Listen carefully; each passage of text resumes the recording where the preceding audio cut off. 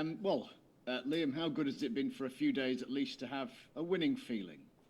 Yeah, obviously, lads are quite buoyant after the result on Monday. Obviously, we're in a job where results matter, don't they? And obviously of late the results haven't fallen in our favour quite some time. So it's been good.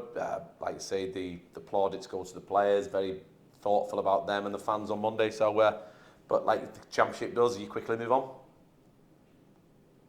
Has that perhaps put some kind of a spring in their step that maybe wasn't there for the remaining fixtures of the season? And maybe do they feel now pressure-free or less pressure on their shoulders? No, not at all. No, I think we're going into every game wanting to give a real strong account of ourselves. We're going into every game, very mindful of what the badge means, what the club means, how we want to move forward. Everybody, whether they've got, whether a lot of people at this football club have got their own agenda, it's still an agenda that affects each and every individual. So you've got to use it as a positive and if possible, park that secondary to what's the most important, which is the team. And how much of a problem are those agendas, meaning players, futures, being elsewhere, being here, being with Rotherham United? How much of that is a problem with plates to spin? Yeah, it's always, I wouldn't necessarily call it problems. I think it's situations. I've come into a football club where I've probably managed a situation more than I have the football club in general, because that's where we're at the minute. I've spoke about cultures, I've spoke about transition, and there's only very, very few things that I can speak openly about because a lot of them need to remain private. A lot of them need to be conversations that have decisions positively moving forward, which I was made well aware of when I came into the building. So like I said, I'd probably repeat what I've said before. The chairman's very buoyant, very proactive in what he wants from the football club, and he let me know, certainly in no uncertain terms, what that was when I came in the building. Nothing surprised me. It's my job to make sure we make positive decisions moving forward.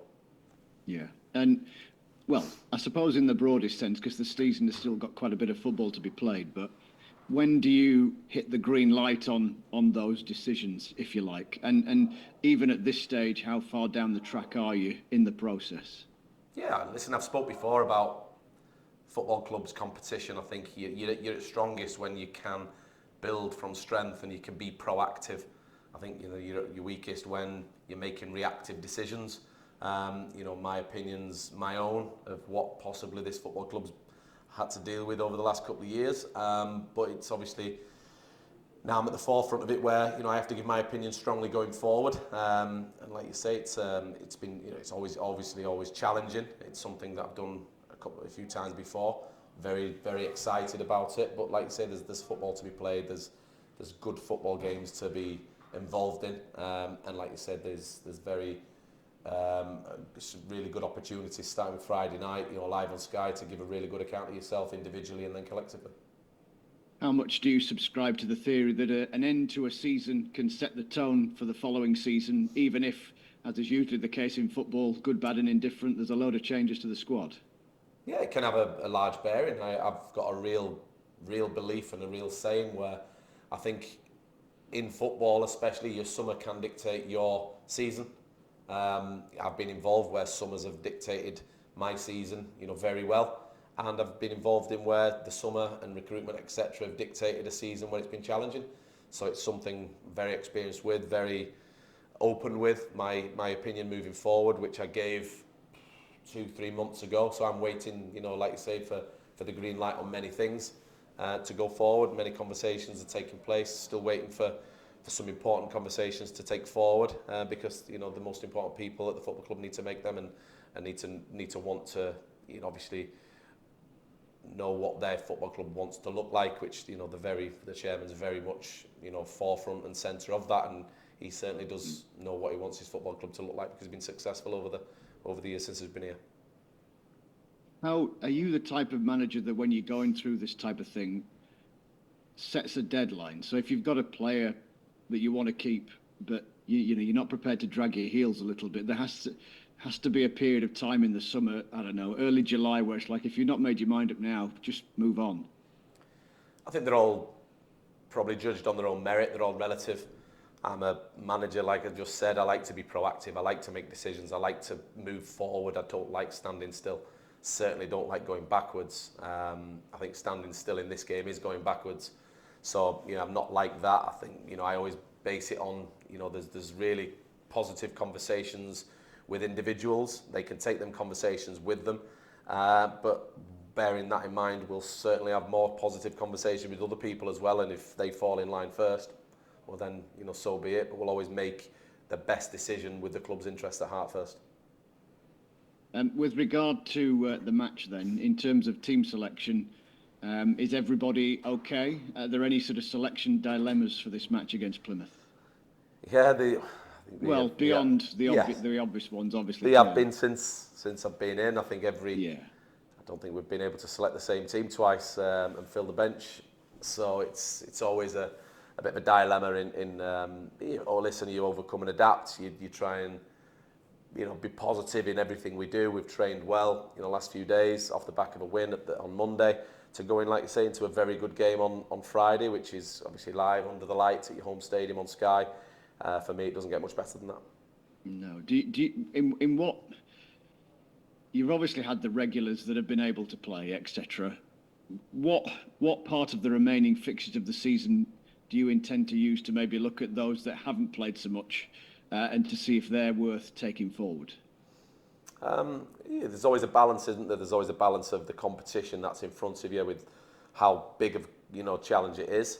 So you can't leave yourself vulnerable at all because you're in a championship. And again, in my opinion, the championship is probably as good as it's been for 20 plus years. But very mindful of, as you've probably seen in some selections and some decisions, where you have to make decisions for the future. You have to make sure you give people the best chance to succeed, because you'd be working with them possibly for another 12 months, 2 years, 3 years. So I think it's important that your attention goes towards that, but still mindful of what's in front of you as well. Yeah, and Plymouth are far from safe in this season, but in the midst of a managerial change. What assessment can you make there? Might they be a little bit more of an unknown quantity because of that? Yeah, there always is, isn't there, with changes, and that's the life as a championship manager, isn't it? You don't really get a lot of time to put your stamp on things at certain places. It's a very good club, I've got to say. Plymouth, I've competed against them over the years. I know a lot of people who work internally there. A lot of the players down there, they've spent some really shrewd money on assets of the football club. So they're going really well all season, in my opinion. We've got some very good players, very well coached, obviously with the coaches that they've had this year. And like I say, I know a few of the staff who are coming up, so we know what to expect. Oh, thank you. Thank you, Andy. Thank you. Hey, Liam. Are you okay, Paul? Yeah, I'm all right, thanks. I know the bench has been a nightmare for you since you came in, but one good thing about it on Monday is that it contained homegrown youngster Ben Hatton. It's always nice to see. I know he's been training with the first team at times. What is it about him that you've liked enough to put into your senior setup? Yeah, again, I think it's important that we get to know each other quite quickly. He'll be moving up from the youth team into the first team squad next year. So it's important that he certainly gets ahead of the game and he can start introducing himself to the players, to myself. He can hear certain information, and he's starting a couple of steps ahead of what he normally would do. He's had some real plaudits from the academy lads, and I think when you've a football club like ours, you've got to work in tandem, and if there's somebody that's worth putting within your environment, you've got to certainly allow them to grow, allow them to succeed. My last few clubs, Portsmouth's and Wigan's, we've promoted 20, 30 plus academy players into the first team who are having really good careers. So it's something that I'm always very for. If they're good enough, they're young enough, and they're old enough. So we'll see. Watch this space. Yeah, I know. Yeah, just being on the bench for someone like him was a brilliant experience. Is there a chance he might get a few match minutes last few games of the season? I think you'd hope so. Again, you've got to be mindful of the challenge that we've got. I think if the lads kind of embrace him and he embraces them, and I'm very mindful that you can stop someone's career before it starts in certain environments. So if he's, we've got to give him the best chance to give the best account of himself and grow from there. And that'll come with many decisions. It'll come with training with the lads today. It'll come with demands that we put on certain players within the structure of the team as well. Because, he's at the start of his career, so we want to help that, not hinder it.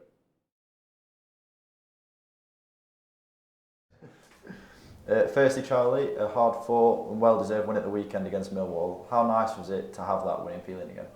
Yeah, obviously it's the first win since I've been here. It's been a long time coming, but for everyone at the club, I think it's been a frustrating period, and to get the win, obviously, we're all delighted, and everyone who played a part in the game the other day was brilliant. As I said, I can't imagine much beats a winning feeling. Has the result perhaps lifted the lads in the dressing room? Yeah, you can tell coming into the training and yesterday that the spirits lifted a little bit. Like you say, we all play football to win games, and it hasn't been happening in the last few weeks, months or whatever. So to finally win is a great feeling. The gaffer spoke about finishing the season strongly, and now you've got the all-important win. I suppose you're just going to be looking for more of the same from now on. Yeah, we need to try and build on the performance, going to the game tomorrow looking to win again and try and better the performance. Like you say, we just want to try and get a bit of momentum now and win as many games and score as many goals as we can. Of course, you've got yourself on the score sheet, grabbing the winner against Millwall. As a striker, it's always nice to score goals, no matter how they go in. Yeah, you always want to score goals as a striker. That's what you're on the pitch for. Hasn't really been happening for me, and not just me, the other strikers, and as a team really haven't been scoring as many as we should. And like you say, to score the winning goal and to get the win is a great feeling. You've worked under Leam Richardson before and been successful under him too at Wigan. So you must have the confidence that he's the right person to lead the club going forward. Yeah, I know what Liam's about. We've had some good times at Wigan with him. We had a good team and good performances, and we look forward to coming in every day, and we really like working with him. So I know what he brings as a manager, and yeah, it's really good working with him. And you were certainly up for the challenge when he came calling for your services in January. How have you found your time at the club so far and playing at this level again? Yeah, it's a great bunch of lads. Obviously to step up from where I was. It's been tough. It's been a tough run of results and tough fixtures. But like you say, now we just want to look forward and try and build on the last result. Next up, Plymouth Argyle, and they say a team that's newly managerless can be harder to prepare for. Is that the case, or is it just a case of simply focusing on what we can do? Yeah, we've got to focus on what we can do, but obviously they've got a new manager, so they'll try and impress, and maybe it does give you a little boost, but we've just got to match that and maybe a little bit more, and like I say, hopefully get another win.